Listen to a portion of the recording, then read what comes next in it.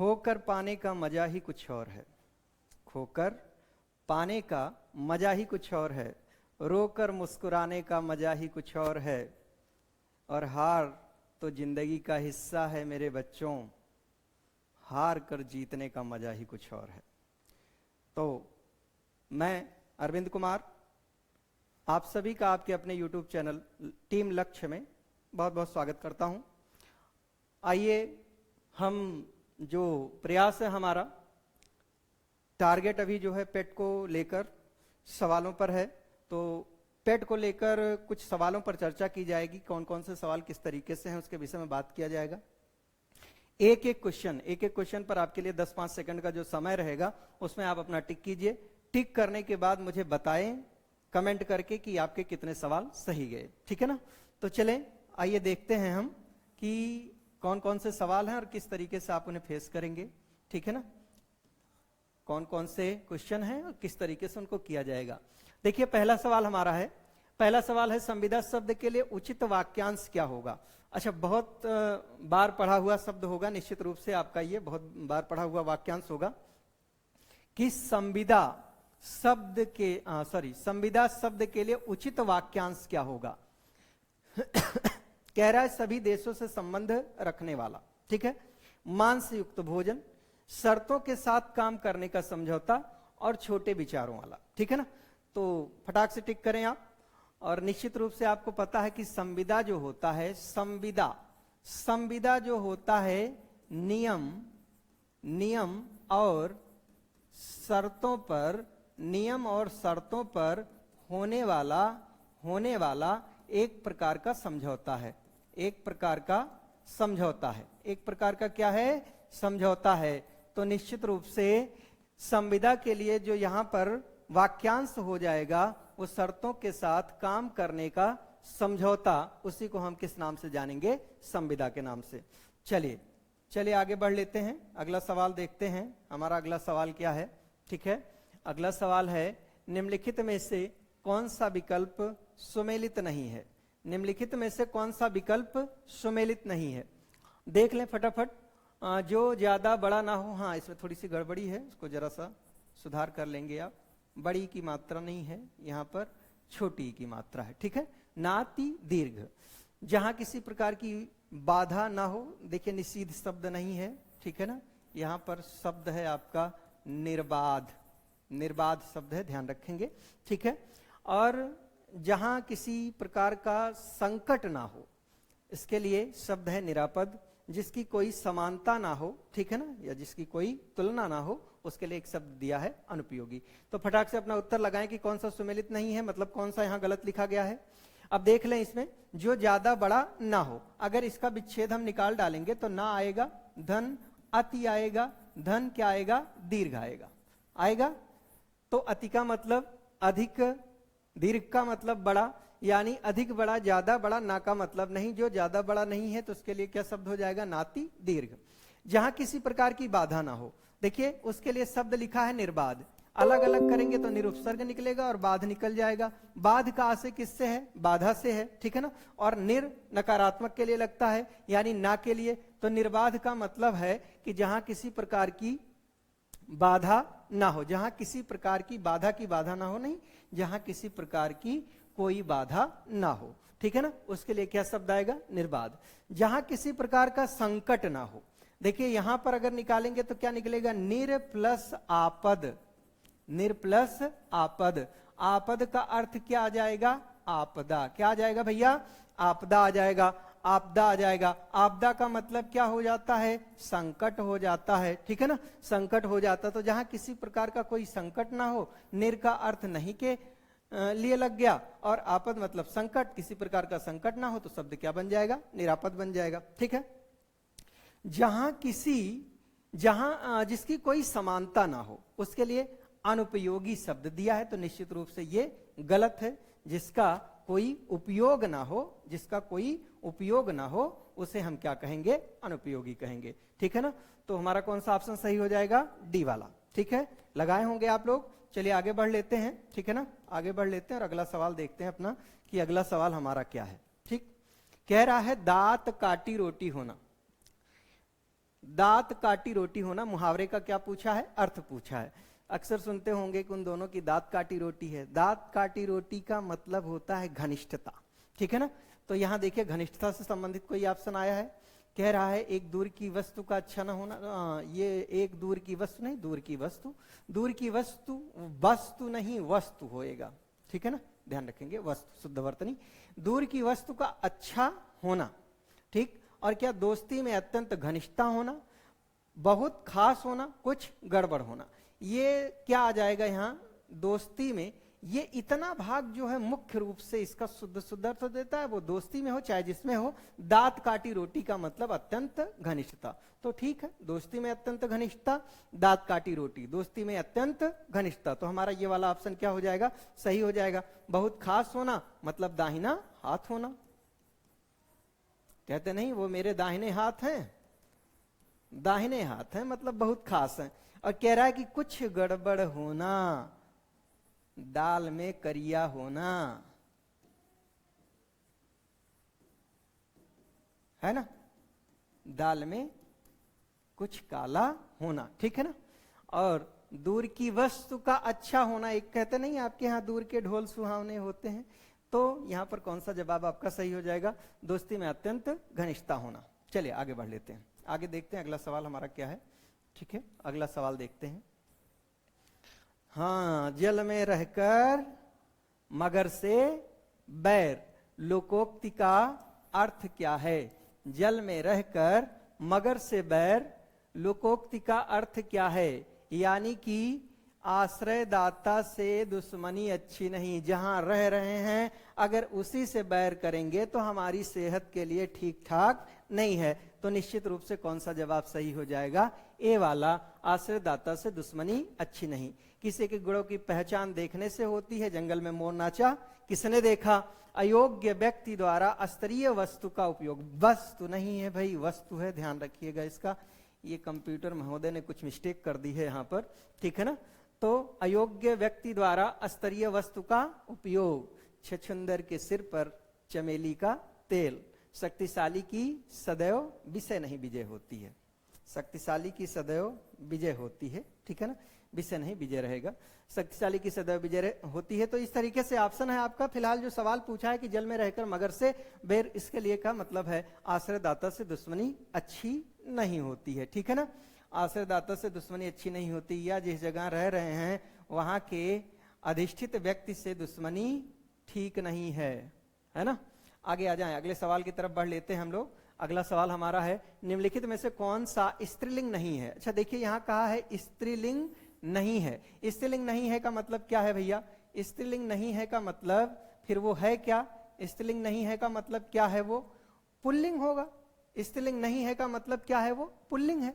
अब देखिए अगर हम ये इसको लें, ठीक है ना, इसको ले लें, तो इसको अगर हम ले लें तो ये क्या बताएगा, आप कह रहे हैं कि अधिकार, अधिकार अगर प्रयोग करेंगे तो किया जाता है, अधिकार किया जाता है। अच्छा, लिंग की जो विशेषता है आप जानेंगे, लिंग की जो विशेषता है कि उसको पहचानने का आधार हमारे पास क्या है, प्रयोग है, प्रयोग, ठीक है ना, प्रयोग के आधार पर हम पहचान सकते हैं। अच्छा, प्रयोग आप चाहे जैसे आधार पर कर लें, वो आपके ऊपर निर्भर करता है। जैसे आप चाहें तो इसका प्रयोग विशेषण के आधार, विशेषण को आधार बनाकर यदि बन सकता है तो विशेषण को आधार बनाकर कर सकते हैं। आप चाहें तो सर्वनाम को आधार बनाकर कर सकते हैं। मूल रूप तो कहां आ जाएगा भैया, क्रिया, क्रिया को आधार बनाकर कर सकते हैं। तो प्रयोग आप कर सकते हैं, प्रयोग करने के बाद ही निश्चित होगा कि दिया गया शब्द पुल्लिंग है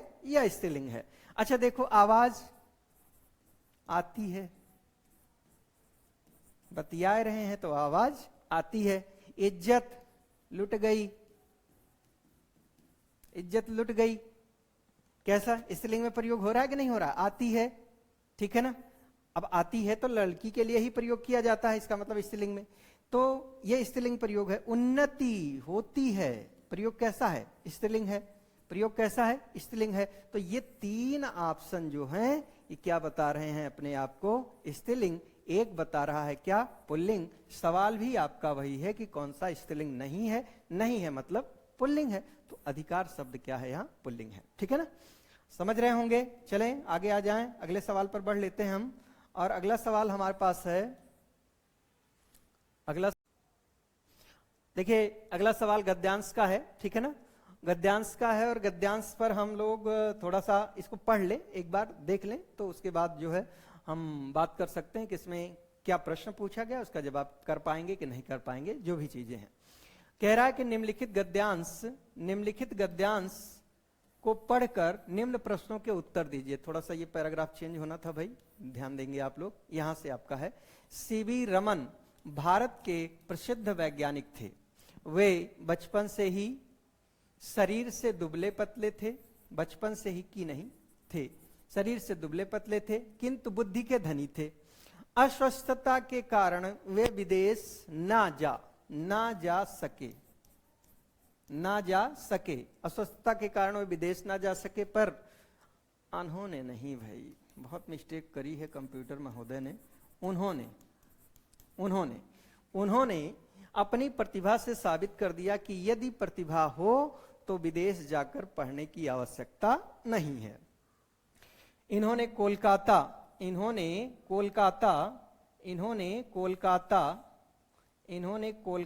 देखें आगे देखें, कह रहा है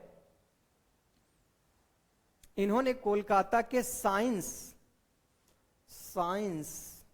थोड़ा सा सुधार की जरूरत है, देख लें। इन्होंने कोलकाता के साइंस, केलिन नहीं है, कॉलेज है, कॉलेज में प्राध्यापक पद पर कार्य किया। महापि नहीं, यद्यपि होना चाहिए, यद्यपि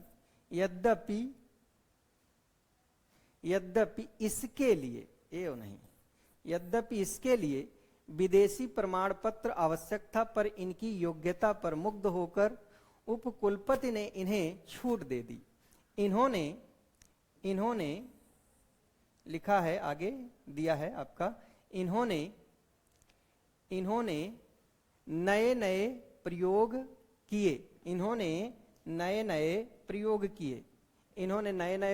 किए, प्रकाश किरणों पर इनका शोध कार्य रमन प्रभाव के नाम से विख्यात हुआ, जिस पर इन्हें नोबेल पुरस्कार मिला। ये बात पूरी नहीं की गई है इसमें, तो पूरी कर लें, समझ लें आप, जिस पर इन्हें क्या मिलता है, नोबेल पुरस्कार मिलता है। ठीक है, नोबेल पुरस्कार मिला। इस तरीके का पूरा गद्यांश है।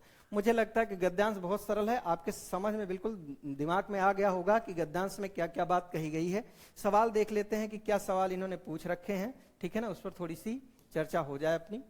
ठीक है, देखिए क्या कह रहा है कि सीवी रमन, ये यहां थोड़ा सा गड़बड़ है, सीवी रमन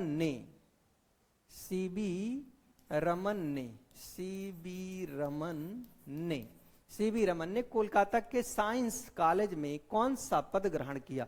मुझे लगता है कि एकदम वाक्यांश इस तरीके से, गद्यांश इस तरीके से आपके मस्तिष्क में बैठ गया होगा कि आपको बिल्कुल एकदम यहां जरूरत नहीं है कि आप लौटकर फिर से गद्यांश पर जाएं। लेकिन फिर भी अगर आपको लगता है कि नहीं आवश्यकता है, तो देखिए यहां क्या कहा है, भारत के प्रसिद्ध वैज्ञानिक थे, दुबले पतले थे, और ये इस तरीके से अपनी प्रतिभा से विदेश जाकर पढ़ने की आवश्यकता नहीं। इन्होंने कोलकाता के साइंस के लिए नहीं, कॉलेज है, कॉलेज में प्राध्यापक पद पर क्या किया, कार्य किया। ठीक है ना, तो यहां पर कौन सा जवाब आपका सही हो जाएगा, किस पद पर कार्य किया, प्राध्यापक के पद पर कार्य किया। ठीक है ना, किसने, सीवी रमन ने कोलकाता के साइंस कॉलेज में कौन सा पद ग्रहण किया था, तो प्राध्यापक का। चलिए आगे बढ़ लेते हैं, अगला सवाल देखते हैं अपना।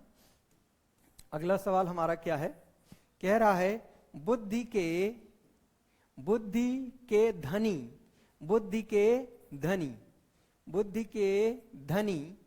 का अर्थ क्या है। बुद्धि के धनी का अर्थ क्या है, अमीर परिवार से है, ठीक है ना, अच्छी तालीम से है, माता पिता के बुद्धिजीवी होने से है, या प्रखर बुद्धि से है। तो बुद्धि का धनी होना एक मुहावरा भी है, आप जानते हैं, बुद्धि का धनी होना मतलब तीक्ष्ण बुद्धि होना। ठीक है ना, तीक्ष्ण बुद्धि होना, ये है आपका बुद्धि का धनी होना। तो यहां पर देखिए उसके लिए एक शब्द प्रयोग किया गया है, प्रखर बुद्धि। तो प्रखर बुद्धि माने तीव्र बुद्धि। तो इस तरीके से ये आपका डी वाला ऑप्शन यहाँ सही हो जाएगा, है ना, डी वाला ऑप्शन। चलिए आगे बढ़ लेते हैं, लगाते चलिएगा भाई, आप लोग लगाते चलिएगा और अंत में कमेंट करके जरूर बताइएगा किसका कितना सवाल सही हुआ है। शोध का अर्थ क्या है, पूछा है शोध का अर्थ क्या है। शोध का अर्थ क्या महत्वपूर्ण है, क्या अनुसंधान है, क्या विज्ञान है, क्या शूरवीर है, क्या है। तो शोध किससे संबंधित है, खोज से। किससे संबंधित है, खोज से। और खोज के लिए यहाँ जो पर्याय प्रयोग किया गया है वो क्या किया गया है, अनुसंधान किया गया है। तो निश्चित रूप से शोध का अर्थ क्या हो जाएगा, अनुसंधान हो जाएगा। एकदम क्लियर हो रही है बात, एकदम क्लियर हो रही है। तो निश्चित रूप से आप फटाफट टिक लगाए होंगे और मुझे लगता है कि आप बेहतर करेंगे। इसमें एक भी सवाल आपका गलत नहीं होएगा, ठीक है ना, एक भी सवाल गलत नहीं होगा। अगला सवाल देख लेते हैं। बिराड़ी वो, अरे ये तो मामला सब गड़बड़ कर दिया है भाई कंप्यूटर महोदय ने। देखो ये ऐसे है, चिरजीवो जोरी जुरे, चिरजीवो जोरी जुरे, चिरजीवो, चिरजीवो, चिरजीवो जोरी, चोटी नहीं जोरी है, जोरी। चिरजीवो जोरी पूरे नहीं जुरे, जुरे। चिरजीवो जोरी जुरे, क्यों न स्नेह गंभीर। अगली लाइन में आना चाहिए था, वहीं से इन्होंने दे दिया, देख लीजिए, फिलहाल आपको समझ में आ जानी चाहिए बात। को घट्टी ये वृषभानुजा में नहीं, को घट्टी वे वृषभानुजा वे हलधर के वीर। इसमें पूछा है पंक्ति में अलंकार कौन सा है। आपके पास जो ऑप्शन है रूपक है, यमक है, श्लेष है, उत्प्रेक्षा है। रूपक क्या होता है भैया, रूप देना, आप जानते होंगे, बस थोड़ी सी संक्षिप्त चर्चा हो जाए। रूपक का मतलब रूप देना, रूप देने का मतलब उपमेय को उपमान का क्या दे दिया जाए, रूप दिया जाए, यानी दोनों में कोनो भेद न रह जाए। यमक क्या आता है, यमक का अर्थ क्या होता है, जोड़ा, यानी शब्द जोड़े में आए, शब्द किस में आ जाए, जोड़े में, लेकिन अर्थ क्या करे, ये अर्थ बदल दे, अर्थ परिवर्तित कर दे, तो यमक हो जाएगा। श्लेष क्या है, शब्द जो भी आता है, जो भी शब्द रहेगा, श्लेष का अर्थ चिपका हुआ होता है। इसी शब्द में दो या दो से अधिक अर्थ चिपके होंगे, दो या दो से अधिक अर्थ, दो या दो से अधिक अर्थ चिपके होंगे, यानी उस पंक्ति में दो या दो से अधिक शब्दों में दो या दो से अधिक अर्थों में एक शब्द प्रयोग किया जाएगा। उत्प्रेक्षा क्या है, अच्छा उत्प्रेक्षा के लिए तो आप लोग एकदम पहले से तैयार होते हैं, ठोक के कि जन जानो मन मानो मिला तो ठोक के लगाओ, जन जानो मन मानो मिला तो लगाओ। तो निश्चित रूप से यहाँ कल्पना की जाती है, ठीक है ना, उपमेय में उपमान की कल्पना कर ली जाती है। अब देखो ये सवाल है, चिर जो जोरी जुरे क्यों न स्नेह गंभीर, को घटी वे वृषभानुजा वे हलधर के वीर, ठीक है ना, ये सवाल है। तो इस सवाल पर आप समझिए, देखिए यहां एक शब्द प्रयोग किया गया है, वृषभानुजा। क्या प्रयोग किया गया है, वृषभानुजा, वृषभानुजा, वृषभानुजा। अगर इसे अलग अलग करेंगे तो ये दो तरीके से टूटेगा। एक कैसे टूट जाएगा, वृषभ, वृषभ प्लस अनुजा, वृषभ प्लस अनुजा। एक कैसे टूट जाएगा, वृषभानु, वृषभानु, वृषभानु प्लस जा। कैसे टूट जाएगा, वृषभानु प्लस जा, ठीक है ना। अब देखो ये वृषभ का होता है बैल, अनुजा का होता है बहन। अनुजा किसका पर्याय है, बहन का। तो बैल की बहन कौन है भैया, बैल की बहनी कौन है, गाय है। कौन है, गाय। तो एक तो वृषभानुजा का अर्थ किससे ले लिया जाएगा, गाय से। और एक वृषभानु, जा का मतलब जन्म लेने वाली, और वृषभानु दुलारी किसको कह दिया गया, राधा को कह दिया गया। तो एक अर्थ इसका का हो जाएगा, राधा हो जाएगा। समझ पा रहे हैं। तो एक अर्थ गाय, एक अर्थ राधा। अब देखो शब्द यक्कय है, दो तरीके से प्रयोग किया गया है। यहां हलधर, हलधर का मतलब हल को धारण करने वाला। हल को धारण एक बैल कर लेता है भाई, है ना, हल को धारण एक बैल कर लेता है। और एक हल को धारण कौन से महाराज करते हैं, बलराम महाराज कर लेते हैं, ठीक है ना। वो भी हर से लेके वार करते हैं, दे दनादन, दे दनादन, ठीक है। मार जिसको मारना होता है, उठाए के एक हर उठाए के चौक देव कहू का, तो का हाल हुए आप समझ सकते हैं। तो कहने का मतलब यह है कि एक अर्थ यहाँ बैल से, एक अर्थ बलराम से हो जाएगा। शब्द एक है, दो अर्थों में प्रयोग किया गया है। इसीलिए यहाँ पर अलंकार के तौर पर मैंने पहले बात बता दिया था कि क्या किस तरीके से प्रयोग होता है। तो अलंकार कौन सा हो जाएगा, श्लेष हो जाएगा, है ना। बात एकदम क्लियर है। चले आगे आ जाएं। आप लोगों का पढ़ा हुआ है और ऑफलाइन क्लास में मैंने बच्चों को खूब पढ़ाया है इन चीज़ों को, उनको बिल्कुल दिक्कत नहीं आ रही होगी, फटाफट कर लिए होंगे इन सब चीज़ों को। चलें आगे आ जाएं, आगे बात करते हैं हम लोग। निम्न में कौन सा भूतकाल का भेद नहीं है? निम्न में कौन सा भूतकाल का भेद नहीं है? अब देखो भैया यहां पर क्या क्या दिया है, ये देख लो, ये देख लो, ये क्या संभादूम लिखा है भाई? हाँ, संभाव्य होना चाहिए, ये मामला सब गड़बड़ हो गया है। संभाव्य, संभाव्य यानी संभाव्य भूत, अपूर्ण भूत, पूर्ण भूत, और ये क्या लिख दिया गया है? रंगमान्य नहीं होना चाहिए भाई, ये सामान्य होना चाहिए, सामान्य। कंप्यूटर महोदय से बताया जाए कि इस तरीके की गलतियां ना की जाएं, है ना, क्योंकि बड़ा कंफ्यूजन हो जाएगा बाद में अगर इसे हम बात करें तो। आपके पास एक संभाव्य, अच्छा दो चीजें मिलती हैं, थोड़ा सा अगर ध्यान दिए हों आप लोग, एक संभाव्य और एक संदिग्ध। एक संभाव्य मिलता है और एक क्या मिलता है? संदिग्ध मिलता है, ठीक है ना। तो संभाव्य और संदिग्ध ये दोनों स्थितियां आपको कहां देखने को मिलती हैं? वर्तमान काल में। दोनों की दोनों स्थितियां आपको कहां देखने को मिलेंगी? वर्तमान काल में। जिसमें से ये संभाव्य आपको केवल संभाव्य जो मिलता है वो कहां मिलेगा देखने को? भविष्य काल में। कहां मिलेगा? भविष्य काल में। बचा ये संदिग्ध, संदिग्ध अकेला कहां मिल जाएगा? भूतकाल में। इसका मतलब तो आप समझ पा रहे होंगे कि भूतकाल के अंतर्गत ये संभाव्य नहीं आएगा, यानी पहला जवाब आपका सही है। अपूर्ण भूत होता ही है, आप जान रहे हैं, पूर्ण भूत होता ही है, ठीक है ना। तो अपूर्ण भूत भी होता है, पूर्ण भूत भी होता है, सामान्य भूत भी होता है, कौन सा? संभाव्य भूतकाल नहीं होता है, ठीक है ना। एकदम क्लियर है? ठीक है, चलें आगे आ जाएं, अगले सवाल की तरफ बढ़ते हैं हम लोग। और हमारा अगला सवाल क्या है भैया? हाँ देखिए, अगला सवाल जो है गद्यांश है, और गद्यांश में हम देखेंगे कि दिया हुआ है, निर्देश दिया है कि निम्नलिखित गद्यांश को पढ़कर दिए गए प्रश्न का उत्तर दीजिए। ये थोड़ा सा यहाँ गड़बड़ी है, पढ़कर दिए गए प्रश्न का उत्तर दीजिए, ठीक है ना। हाँ तो हम लोग देख लें थोड़ा सा क्या क्या है, इसको देख लें, देखो क्या है, थोड़ा सा पढ़ लिया जाए तो बात क्लियर होएगी। साहस की जिंदगी रोमांचक होती है। ऐसी जिंदगी की सबसे बड़ी पहचान यह है कि साहसी व्यक्ति इस बात की चिंता नहीं करता। अच्छा देखिए, ये आपका जो गद्यांश है, गद्यांश को पढ़ने के लिए क्या है कि रीडिंग करते जाइए, आत्मसात करते जाइए भैया, साथ साथ इसे आत्मसात करिए, फिर पढ़ना नहीं है, पढ़ते हुए साथ साथ दिमाग में बैठाते हुए चलिए कि आप क्या पढ़ रहे हैं, रिलेशन बनाते हुए चलिए, क्योंकि तभी आप जवाब दे पाएंगे। और आप तो जानते हो कि आपके पास समय बहुत कम रहेगा, और समय बहुत कम रहेगा तो उसको ध्यान में रखते हुए ही आपको गद्यांश पढ़ना है और उसके उत्तर देने हैं।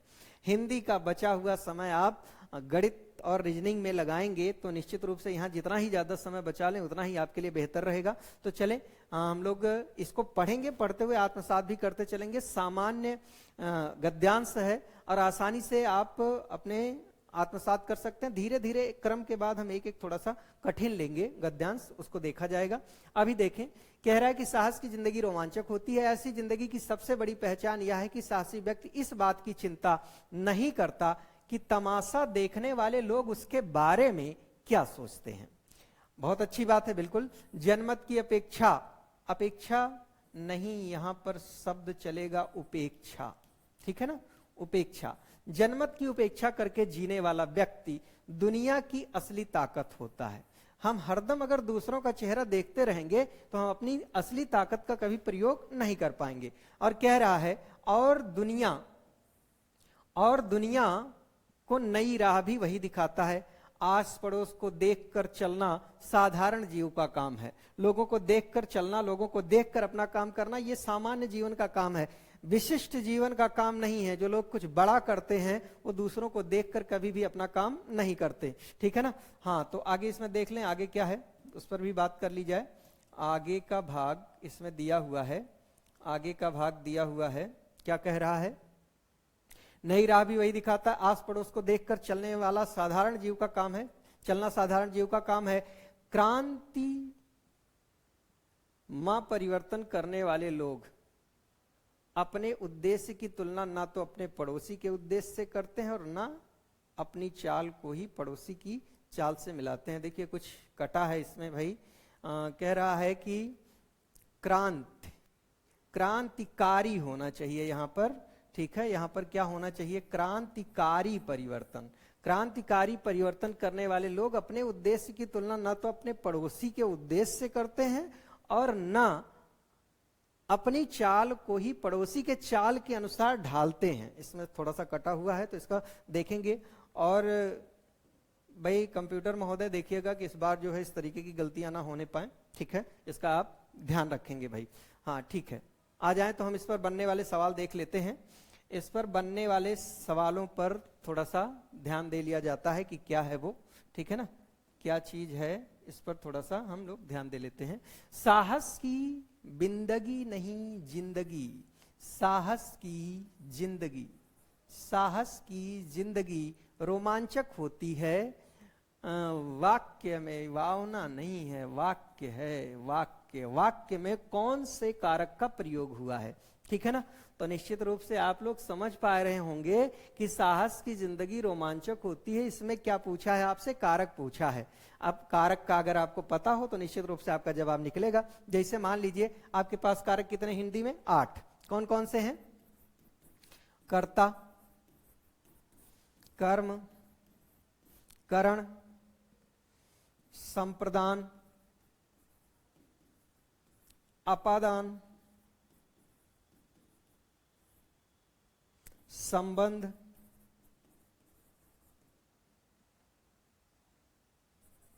अधिकरण, संबोधन। 1 2 3 4 5 6 7 8, ये आपके 8 कारक, ठीक है ना।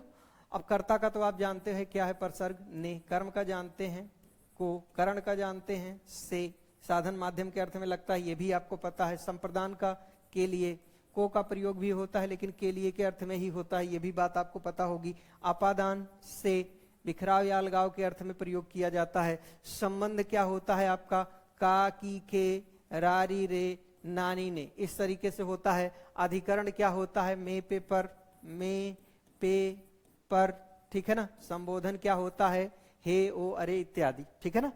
तो यहां पर अगर इसके हिसाब से देखा जाए कि साहस की जिंदगी रोमांचक होती है, यह वाक्य दिया है। अगर इसमें से आपको कारक पहचानना है, अगर कम भी जानकारी है आपको कारक के संबंध में, मुझे लगता है तब भी आप बेबाकी से बता सकते हैं। साहस की जिंदगी, साहस की जिंदगी की, कहां आया है, संबंध।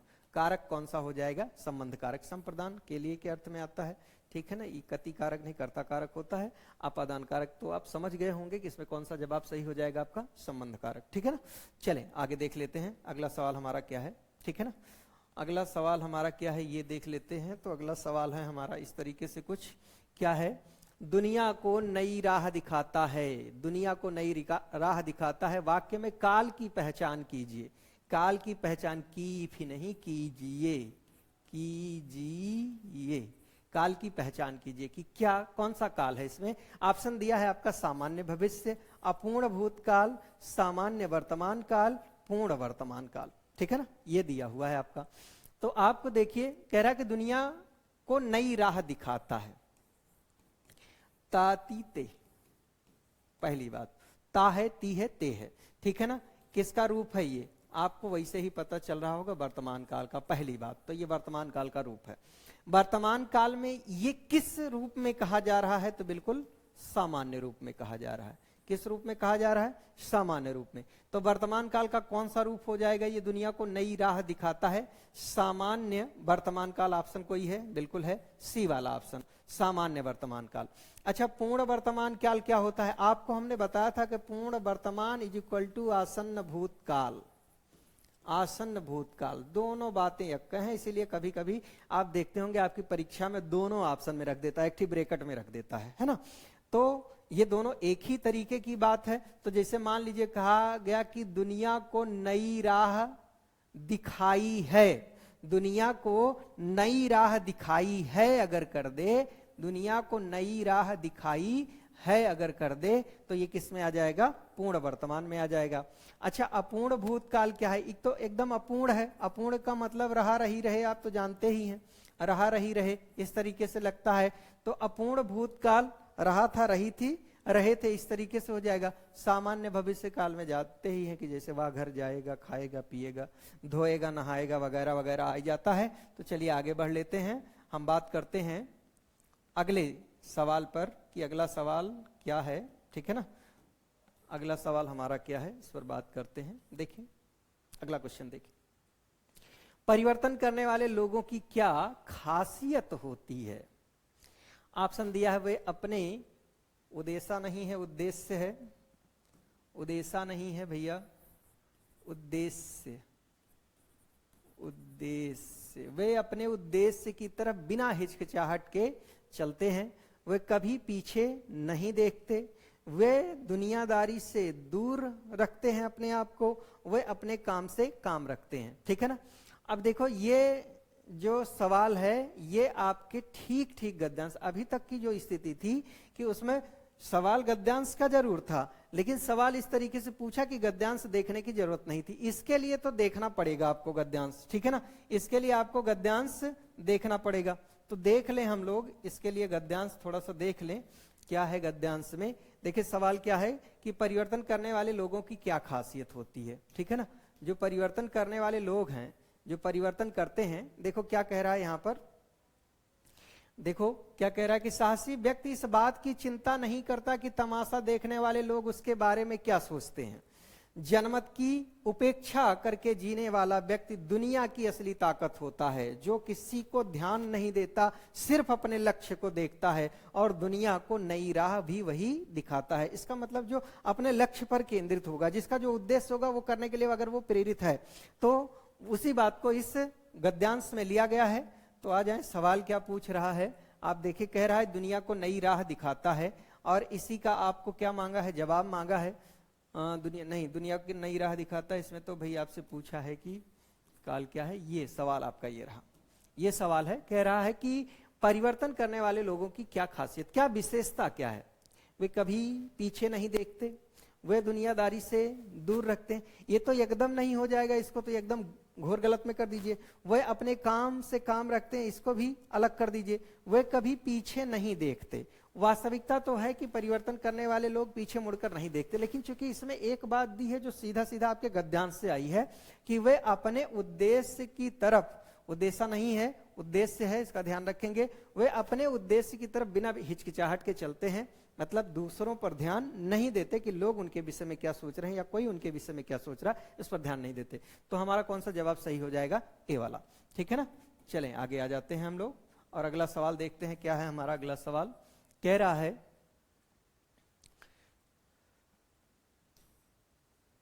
दुनिया की असली ताकत, दुनिया की असली ताकत किस प्रकार का व्यक्ति होता है। इस सवाल में कुछ गड़बड़ी है भाई। दुनिया की असली ताकत, दुनिया की असली ताकत किस प्रकार का व्यक्ति होता है। सवाल में कुछ गड़बड़ी है ये पूछे जाने में, ठीक है ना। यानी दुनिया की असली ताकत किस प्रकार के व्यक्तित्व से आप जान पाएंगे, यही पूछने का उसका भाव है। तो क्या कमजोर से जान पाएंगे, क्या डरपोक से जान पाएंगे, या साहसी से जान पाएंगे, या इनमें से कोई नहीं। तो ये तो जवाब निकल रहा होगा, क्योंकि पूरा का पूरा गद्यांश किस पर वर्णित किया गया है, साहस पर किया गया है। तो इसका मतलब है कि क्या हो जाएगा, साहसी हो जाएगा, है ना। चलें आगे आ जाएं, अगला सवाल देख लेते हैं हम लोग। अगला सवाल क्या है, ठीक है, अगले सवाल की तरफ बढ़ लिया जाता है। और 15 नंबर का सवाल आपका है। 15 नंबर का सवाल आपका है कि जब किसी नामम को अर्थों के आधार पर सपापा जाता है तो उसे क्या कहते हैं। अरे ये तो भाई बहुत अशुद्धियां हैं इसमें, बहुत अशुद्धियां हैं कि जब किसी नामम को अर्थों के आधार पर, अर्थों के आधार पर पापा जाता है तो उसे क्या कहते हैं।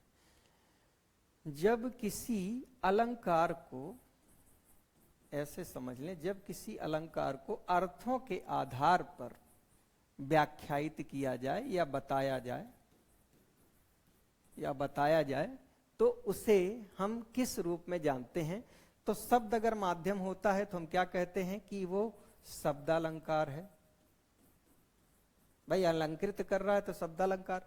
अर्थ अगर माध्यम है तो हम कह देते हैं क्या है, अर्थालंकार। अगर उसे सजाने का, ठीक है ना, वास्तव में कि अर्थों के आधार पर सजाया जाता है, सब पापा नहीं, ये वास्तव में सजाया जाता है, होना चाहिए सजाया जाता है, ठीक है ना, सजाया जाता है, तो उसे क्या कहते हैं। तो अर्थ के माध्यम, अगर अर्थ माध्यम हो सजाने का तो हम क्या कहेंगे, अर्थालंकार कहेंगे, ठीक है ना, अर्थालंकार कहेंगे। और अलंकार तो आप जान ही रहे हैं, सीधी सीधी बात क्या है, अर्थ यहाँ इसका कोई मूल्य नहीं है, तो हमारा जो ऑप्शन की उसे कहेंगे क्या, तो हम अर्थालंकार ही कहेंगे, है ना, अर्थालंकार, अर्थालंकार के रूप में जानेंगे। चले आगे बढ़ लेते हैं, अगले सवाल की तरफ देखते हैं। अगला सवाल हमारा क्या है, निम्नलिखित में से किस वाक्य में लिंग संबंधी अशुद्धि है, ठीक है ना, लिंग से संबंधित अशुद्धि किस वाक्य में है। सत्य बोलना उसकी आदत थी, सत्य बोलना उसकी आदत थी। अब आदत तो जानते हो स्त्रीलिंग शब्द है, तो थी आया है, तो इसका मतलब ये सही है अपनी जगह पर। वह स्त्री नहीं मूर्तिमंत करुणा है। बुआ जी आप क्या कर रही हैं, और महात्मा अमर होती है, महात्मा नहीं आत्मा, आत्मा अमर होती है, ठीक है ना, तो आत्मा अमर होती है, सही है, इसमें कोई गड़बड़ी नहीं है, पूर्ण विराम यहां लगेगा, ध्यान रखेंगे। बुआ जी आप क्या कर रही हैं, क्वेश्चन मार्क लगेगा, ये वाक्य ये भी शुद्ध है, ये भी शुद्ध है। वह स्त्री नहीं मूर्तिमंत करुणा है। अब ये देखिए, ये शब्द जो लिखा है मूर्तिमंत, स्त्री के लिए मूर्तिमंत शब्द का प्रयोग नहीं होगा, क्या होगा, मूर्तिमयी शब्द का प्रयोग होना चाहिए, ठीक है ना, मूर्तिमयी करुणा है, वह स्त्री नहीं मूर्तिमयी करुणा है। तो इस हिसाब से पूछा है कि लिंग से संबंधित अशुद्धि किसमें है, तो वो ये वाला हो जाएगा आपका बी नंबर, ठीक है ना, मूर्तिमंत नहीं मूर्तिमयी। ठीक, आगे आ जाए, आगे बात करते हैं हम लोग, ठीक है, आगे बात करते हैं। अगला क्या है, निम्न में से स्त्रीलिंग शब्द कौन सा है, स्त्रीलिंग शब्द, चाकून, सूर्य, आल्प्स, सजावट, स्त्रीलिंग शब्द पूछा है। चाकून कौन सा शब्द है, ये देखिए, ये कुछ गलत है। अब ये शब्द कौन सा है ये तो निर्धारित कर पाना मुश्किल होगा, ठीक है ना। सूर्य तो आप जानते हैं, सूर्य का लिंग क्या है, पुल्लिंग है, ठीक है ना। आल्प्स एक पर्वत का नाम है, लिंग क्या है इसका, पुल्लिंग है। सजावट की जाती है, सजावट की जाती है, तो सूर्य यहां पुल्लिंग हो गया, आल्प्स पुल्लिंग हो गया, ठीक है ना। सजावट का लिंग क्या है, स्त्रीलिंग, सवाल में पूछा क्या है कि निम्न में से स्त्रीलिंग शब्द कौन सा है, तो कौन सा हो जाएगा, सजावट हो जाएगा। एक शब्द यहां और दिया है, लेकिन ये कुछ प्रिंट करने में कुछ दिक्कत हुई है, ठीक है ना, इस तरीके से नहीं होगा ये। चलें आगे आ जाएं, आगे आ जाएं, अगला सवाल देख लेते हैं हम लोग। क्या कह रहा है, किस विकल्प में विलोम युग्म अशुद्ध है।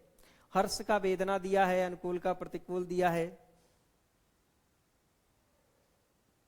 ये देखिए, ये ऑप्शन यहाँ जो है अशुद्ध कर दिया है। अब ये क्या लिखा है बता पाना थोड़ा सा मुश्किल हो जाएगा, ठीक है ना। ऐहिक, पारलौकिक, हर्ष का वेदना दिया है, अपने आप में शुद्ध ही है भाई, देख रहे हैं। अनुकूल, प्रतिकूल, ठीक है। ऐहिक, पारलौकिक, ऐहिक का मतलब यहां से संबंधित, पारलौकिक का मतलब परलोक से संबंधित, तो ये सही हो जाएगा। ये वाला ऑप्शन यहाँ पर अशुद्ध होगा, लेकिन अब एग्जैक्ट क्या है बता पाना मुश्किल होगा, क्योंकि इसमें गड़बड़ी है, ये बिल्कुल समझ नहीं आ रहा है कि क्या यहाँ पर क्या रखा गया है, ठीक है ना। तो हर्ष का वेदना होता है, अनुकूल का प्रतिकूल होता है, ऐहिक का पारलौकिक होता है, इसमें कोई दिक्कत नहीं है, तो निश्चित रूप से आपका ये वाला जवाब सही हो जाएगा। चलें आगे बढ़ लेते हैं हम लोग, ठीक है ना, अगले सवाल की तरफ बढ़ लेते हैं। अगला सवाल हमारा क्या है, कह रहा है निम्न में से किस जोड़े के शब्द विलोम नहीं है। निम्नलिखित में से किस जोड़े के शब्द विलोम नहीं है। जंगम का स्थावर, खूब अच्छी तरीके से जानते होंगे आप लोग कि जंगम का विलोम क्या होता है, स्थावर। जंगम का मतलब होता है चलायमान, चलायमान, और स्थावर का मतलब क्या होता है, स्थिर, ठीक है ना। तो जंगम का विलोम एकदम चलायमान हो जाएगा, बिल्कुल। विस्तीर्ण, विस्तीर्ण अगर है तो विस्तीर्ण कहां से, किससे, विस्तार से है। तो अगर विलोम लेंगे तो क्या हो जाएगा, संकीर्ण होना चाहिए भैया विलोम।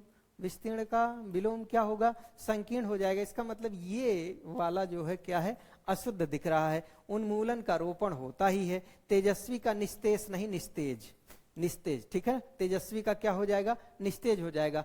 तो इसमें कौन सा विलोम शब्द गलत जोड़े के रूप में आया है, तो विस्तीर्ण का उत्कीर्ण जो दिया है ये गलत जोड़े के रूप में है, तो ध्यान रखेंगे इसमें ये वाला जवाब सही हो जाएगा, यानी कि बी वाला, ठीक है।